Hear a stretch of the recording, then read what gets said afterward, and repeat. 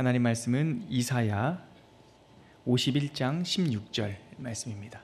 이사야 구약성경 이사야 51장 16절 함께 읽겠습니다. 시작. 내가 내 말을 내 입에 두고 내 손 그늘로 너를 덮었나니 이는 내가 하늘을 펴며 땅의 기초를 정하며 시온에게 이르기를 너는 내 백성이라 말하기 위함이라. 아멘. 우리는 지금 몇 차례에 걸쳐서 우리들의 마음에 어떠한 사건이 있었으며 우리 마음속에 있는 그 탐심이 자극되어서 어떻게 그 옛날 첫사람들에게 죄악의 그 가라지가 뿌려졌는지 살펴봤습니다. 마음이 망가지고 나니까 생각이 망가졌고, 생각이 망가지고 나니까 입술의 열매라고 할 수 있는 말들이 망가졌죠.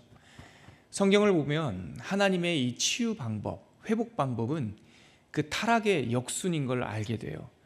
그래서 마음을 온전하게 회복시키기 위해서 하나님께서는 사람들의 말에 하나님의 말씀을 담아주시고, 우리가 하나님의 이야기를 할 때 생각이 회복되는 것을 경험하게 되고, 생각이 하나로 모아질 때 마음과 영혼이 또 온전케 되는 것을 성경의 역사에서 확인할 수 있습니다.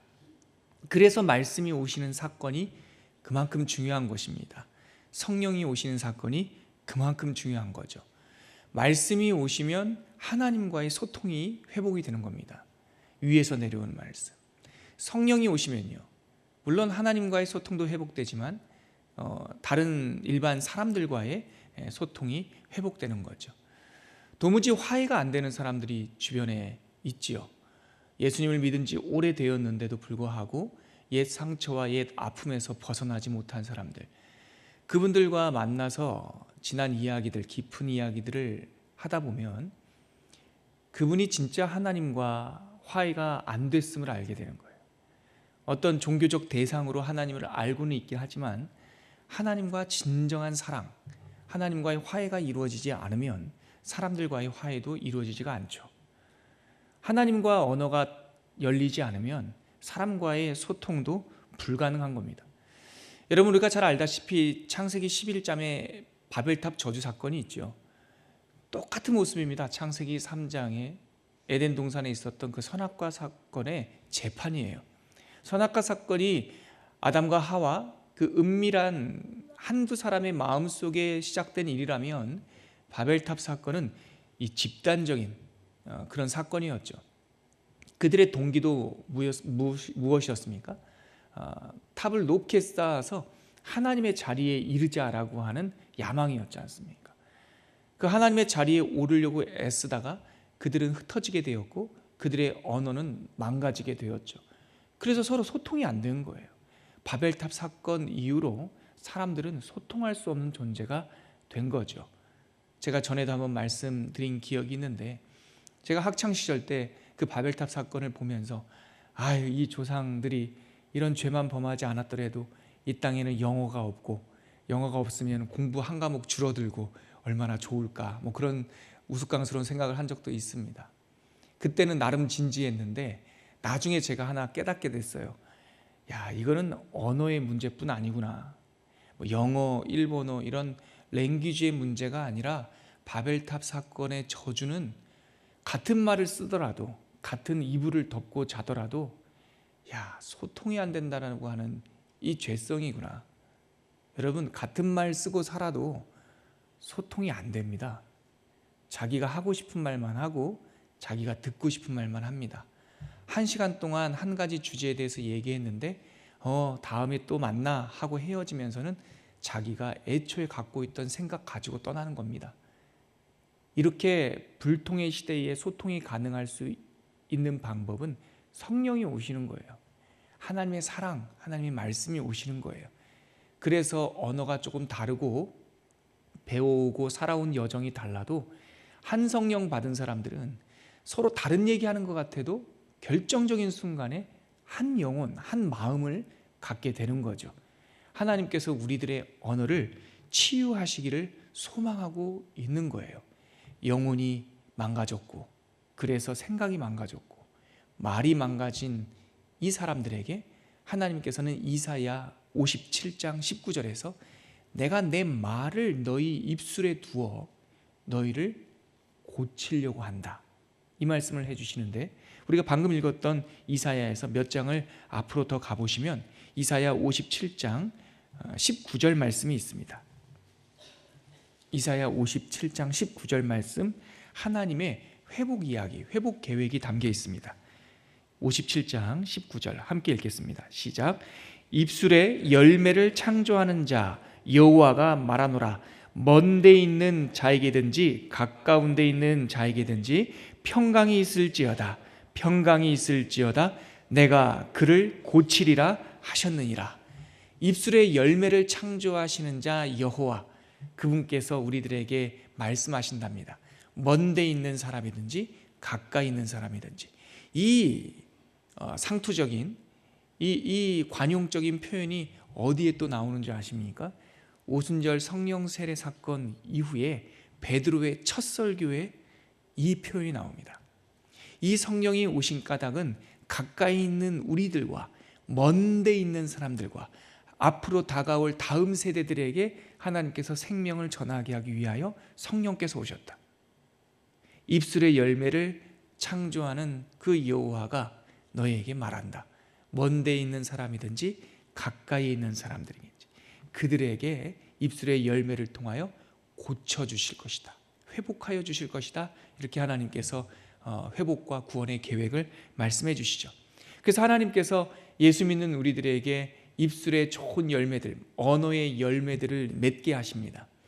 많은 내용들이 있어요. 사실은 이 입술의 열매를 가지고도 7번, 8번 나눌 풍성한 메시지가 성경에 있는데, 우리가 말씀에 뿌리 내린 교회, 내년에 하나님의 말씀과 시냇가에 심겨진 나무처럼 하나님과 동행하면서 열매를 소망할 때 첫 번째 으뜸 가는 열매로 이 언어의 열매를 우리 초원교회와 우리 개인의 삶 속에 언어의 열매가 맺혀지길 소원할 때 성경에 있는 가장 대표적인 몇 가지 원리, 언어의 열매 원리, 오늘 한 3가지 정도만 짧게 한번 살펴보려고 합니다.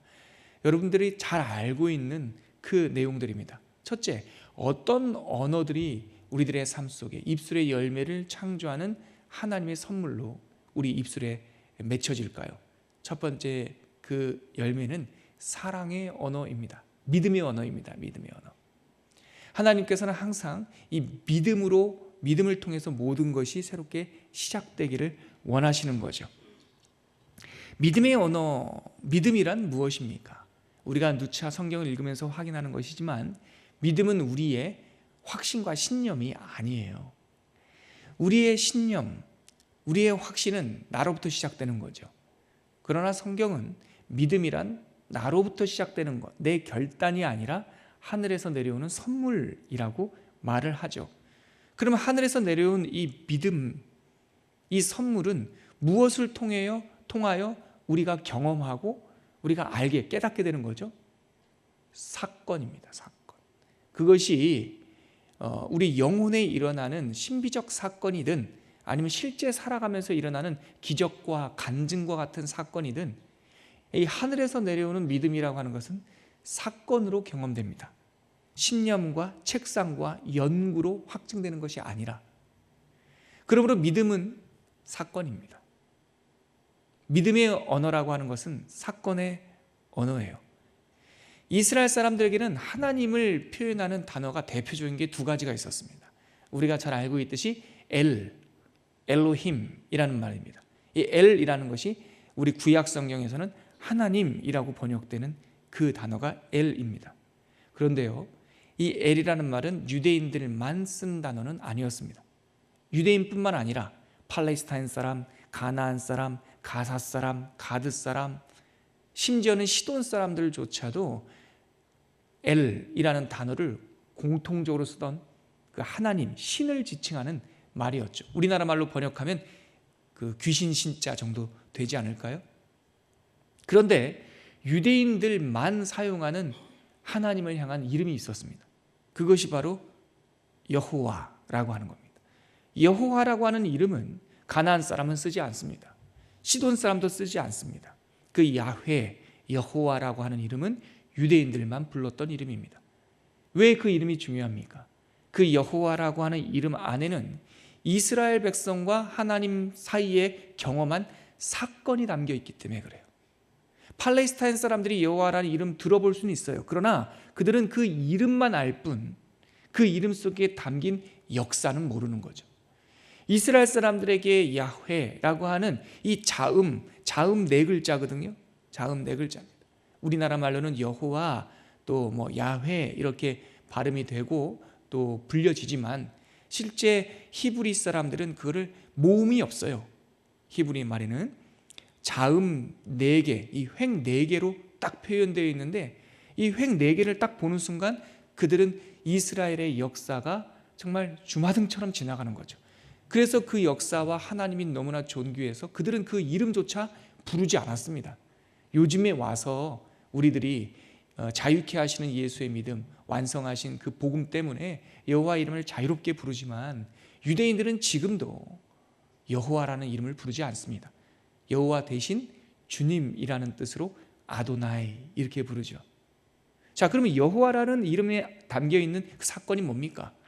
홍해를 갈라주신 그 사건, 창조하신 그 사건, 구원하신 그 사건, 떡을 먹이시고 물을 마시게 하고 그리고 불기둥으로 보호하시고 구름판으로 보호하신 또한 사사시대와 역사시대와 다윗의 시대와 바벨론의 포로로 잡혀갔을 때 다시 돌아오게 하신 그 하나님, 그들이 1500년 2000년 동안 경험한 모든 자신들의 실패와 하나님의 성공의 이야기가 다 담겨있는 그 이름이 여호와라는, 그래서 유대인들이 여호와라는 그 이름을 볼 때마다 부르지도 못하고 볼 때마다 이 이름을 연구한 그 이성의 교수라고 제가 전에도 한번 말씀드렸죠. 이 시편을 연구하다 보니까 여호와라는 이름을 알게 된 거죠. 왜냐하면 시편 전체의 주제가 여호와거든요. 그분이 연구하다가 다행히 한국 사람이어서 한국말로 이 여호와 이름을 간단하게 풀어준 그게 있어요. 그게 뭐냐면 여생책사보. 저는 그분 만나고 그분 강의 들을 때마다 맨날 여생책사보만 얘기해요. 그게 뭔가 여호와는 생명 주고 책임져 주고 사랑해 주고 보호하신 하나님, 이게 이 여호와라는 이름 속에 다 담겨 있는 거죠. 이 자음 4개의 생책사보, 생명 주고 책임져 주고 사랑해 주고 보호하신 여호와, 이게 그 사건 안에 다 있는 거예요. 믿음의 언어란 뭡니까? 여호와를 부르는 그 언어, 이것이 믿음의 언어예요. 신념이 아니에요. 내 확신, 내 꿈, 내 소망 가지고 그거를 계속 부르짖는 것이 믿음이 아니란 말이죠. 그런데요, 신약 성경에 오면 여호와라고 하는 이름이 등장하지 않는다고 말씀드렸죠. 여호와라고 하는 이름은 구약 성경에만 나와요. 신약 성경에 오면 이 여호와라는 이름은 사용되지 않아요. 표현되지 않아요. 그러면 없어진 건가? 생명 주고 책임져 주고 사랑해 주고 보호해 주신 그 하나님은 신약 성경에 없어졌는가? 아니에요. 여전히 늘 계세요. 그러면 신약 성경에서 여호와의 이름을 대체하는 이름이 뭔가? 이거는 제가 묵상했습니다. 그 귀한 이름이 신약 성경에는 어디에 있는가? 아버지라고 하는 이름에 그 여호와의 본질과 사건이 다 담겨 있어요. 여러분, 과자 하나 사준다고 아버지라고 부르지 않습니다. 아무리 철없어도 장난감 하나 사준다고 아버지라고 부르지 않습니다. 어디 나가서 엄마랑 친하고 아버지랑 친한 아저씨, 아줌마, 이모, 삼촌이라고 부를 수 있어도 아무에게나 아버지라고 부르지 않습니다. 아버지는 역사의 이름이에요. 우리가 누군가를 향해서 아버지라고 부를 때 생명 주신 분, 책임져 주시는 분, 사랑해 주시는 분, 보호해 주시는 분이라고 하는 그 모든 사건이 아버지라고 하는 이름 속에 다 들어가 있는 거예요. 그러므로 우리 주님께서 신약 성경에 그토록 우리들에게 기도할 때마다 아버지라고 부르고, 성령 받은 사람은 아버지라고 부르게 된다고 말하고, 너희 하늘 아버지께서 계속 그렇게 우리가 받을 준비도 안 돼 있는데 하나님을 우리에게 아버지로 소개하고 있더라는 거예요. 그리고 보면 요한계시록 21장에 가면 새 하늘과 새 땅과 새 예루살렘과 또 새 사람을 창조하신다는 이야기가 나오는데, 요한계시록 21장에 우리가 그토록 익숙한 아버지라고 하는 하나님이 어떻게 등장하냐면, 내가 너희를 내 아들로 삼으리라 라고 하는 분명한 선언이 요한계시록 21장에 담겨 있어요. 우리 그 구절 한번 찾아볼까요? 요한계시록 21장 7절입니다. 요한계시록 21장 7절. 자, 같이 한번 읽어볼까요? 시작. 이기는 자는 이것들을 상속으로 받으리라. 나는 그의 하나님이 되고 그는 내 아들이 되리라. 그는 내 아들이 되리라. 이게 요한계시록 마지막 21장 새 하늘과 새 땅의 창조 사건에서 하나님께서 우리에게 주시는 선물이에요. 우리가 그토록 책임져 주고 생명 주고 보호하시는 그분 아버지 하나님을 만나는 거예요. 그래서 기도할 때마다, 사실 저도 예전에 어렸을 때는 천지를 지으신 하나님, 사랑하는 하나님, 구속하신 하나님, 여러 이 수식어를 앞에다가 붙였는데, 제가 이 사실을 깨닫고 난 다음부터는 기도의 첫머리에 다른 수식이 필요 없어요. 가장 큰 좋은 믿음의 고백은 아버지 하나님, 아버지, 이 말인 거죠. 우리에게 가장 으뜸이 가는 하나님께서 우리를 회복하시는 언어의 입술의 열매의 첫 번째는 이 믿음의 열매입니다. 아버지 하나님. 여러분 답답하시고 기도가 잘 안 나오고 무엇을 기도해야 될지 모를 때도 있습니다. 특별히 큰 환난을 당하면 제3자는 노 목사 기도해, 김 집사 기도해, 이런 말 할 줄 모르겠지만 사실 큰 어려움을 당하면 기도도 잘 안 나올 때 있죠. 그럴 때 있습니다. 그럴 때 어떻게 하면 우리 가슴 속에 다시 불길이 타오를 수 있는 줄 아십니까? 아버지 찾으세요. 그냥 아버지, 아버지, 아버지 불쌍히 여겨주세요. 그러면 우리 가운데 하늘에서 내려오는 새로운 생명의 활기가 움직이는 것을 경험할 수 있을 겁니다. 입술의 열매를 창조하시는 하나님께서 우리에게 주시는 두 번째 입술의 열매는 소망의 열매죠.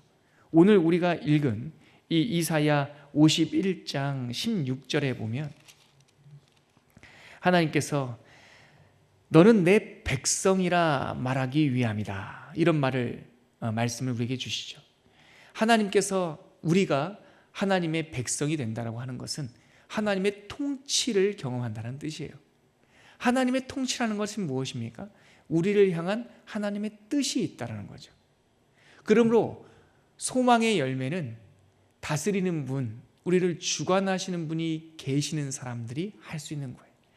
아무것도 없이 내 책상 위에서 내가 계획 세운다고 소망이 생기지 않습니다. 하나님의 뜻이 부어졌을 때, 하나님의 큰 일을 말할 때 소망의 언어를 말할 수가 있는 거죠.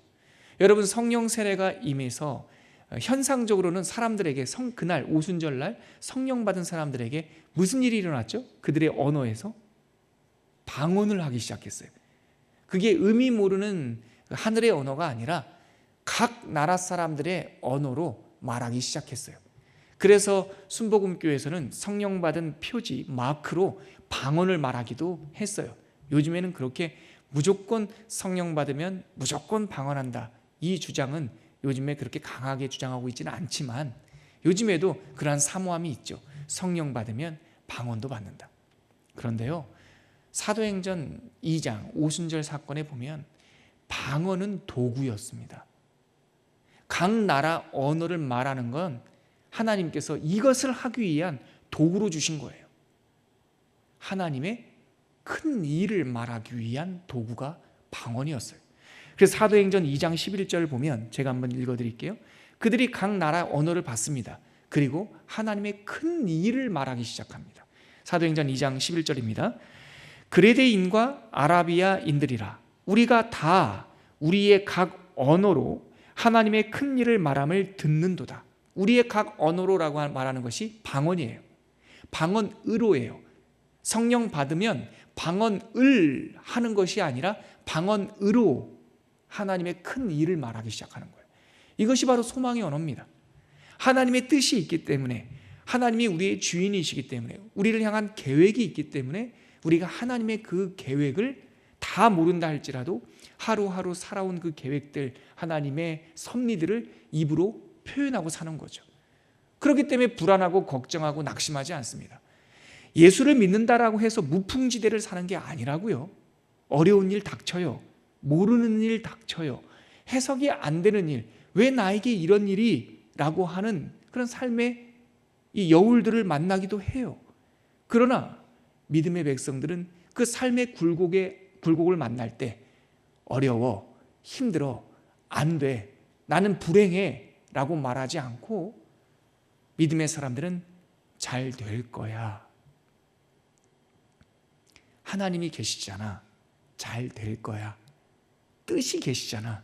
잘 될 수밖에 없어. 걱정하지 마. 지금까지 잘 돼 왔잖아. 저도 살아가다 보면 어려운 난관을 부딪힐 때가 있죠. 저희 아내와 이런저런 우리가 경험하고 직면하고 있는 어려움을 얘기할 때 있습니다. 걱정도 되죠. 그럴 때마다 우리 부부 사이에 매짐하는 말이 있습니다. 여보, 지금까지 하나님께서 우리를 한 번도 틀림없이 선하게 인도하셨잖아. 지금 잘 모르지만 하나님이 우리를 인도하시고 계시잖아. 그러니까 지금은 모르지만 잘 될 거야. 이게 소망의 언어입니다. 이러한 입술의 열매가 있기를 바랍니다. 잘 될 겁니다. 다스리는 분이 계시기 때문이죠. 맨 마지막 어떤 언어입니까? 사랑의 언어입니다. 사랑의 언어는 내가 내 권리, 내 능력으로 살았다라고 하는 이 삶의 생각의 방식이 바뀌는 거예요. 어떻게 해야지 사랑의 언어가 나옵니까? 감사해야지 나옵니다.